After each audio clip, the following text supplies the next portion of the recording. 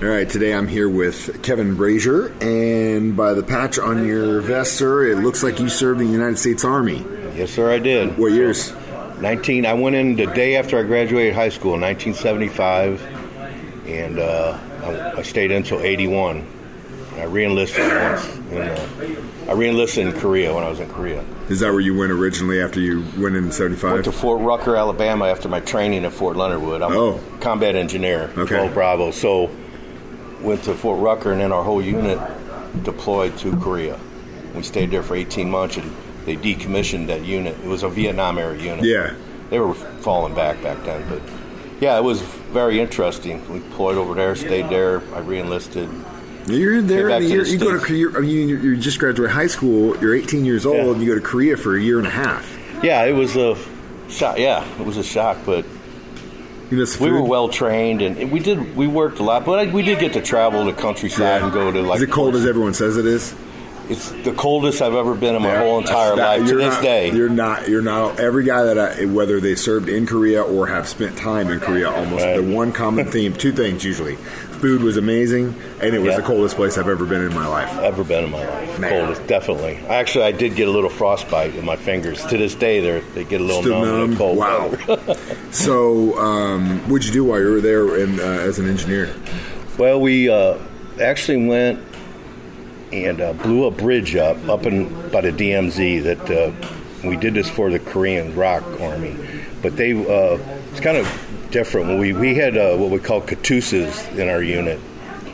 Koreans attached to the U.S. Army. Okay, yeah. They all could speak good English, very well it's kind trained. of a bridge between the two forces. So they kind of shadowed us for the 18 months we were there, and we turned over all of our equipment and the unit to them. Yeah, essentially kind of like the way the Middle East worked for. Yeah.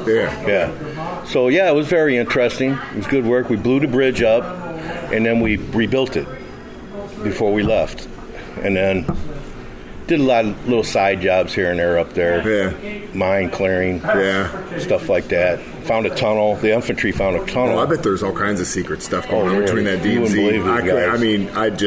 You're talking about... It's crazy up there in the DMZ. Like, not only people trying to smuggle themselves, but also contraband and TV shows. That stuff's still going on right now. Yeah. I bet there's just secret doors, secret walls, secret there's a lot holes behind pictures. There's a lot of stuff that goes on there that nobody knows about over here in the States. It's a shame because there's so much culture there that we won't get to see and stuff like that unless there obviously is a conflict resolution between those two countries, and then we can see it. Kind of like regards to Vietnam, like there are probably so many places in Vietnam, hidden underground fortresses and stuff that are just still undiscovered. You know what I mean? It's wild what we are capable of in certain situations. So what'd you do when you got back? Okay, when I got back, I went to some training at Fort Riley, Kansas for about 3 months, and I left there, ended up back at Fort Leonard Wood as instructor cadre for a while, for I think it was like an 8-month gig there, and then I ended up going to Fort Jackson, South Carolina. That's where I got out. Really? Yeah.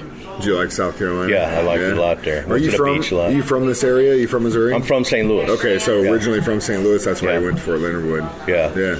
But like I was telling you before, I met Mike Goforth, the commander here at the post, LZ 639.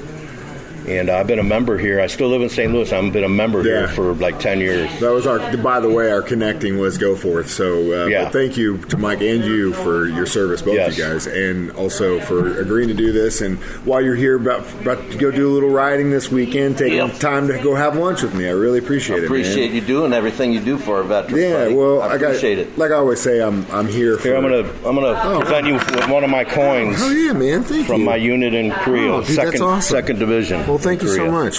You're welcome. 2nd Infantry Division, 2nd to none. That's awesome, man. Thank you so much, dude. Yep. Well, Kevin, thank you so much for your service. Ride safe this weekend. Yes, sir. And I can't wait to see you back down here in Spring Mill at the LZ 639. You'll see me. You'll see me around this summer, believe me. I'm sure I will, man. All right. Thanks a lot, Mike, for all you do.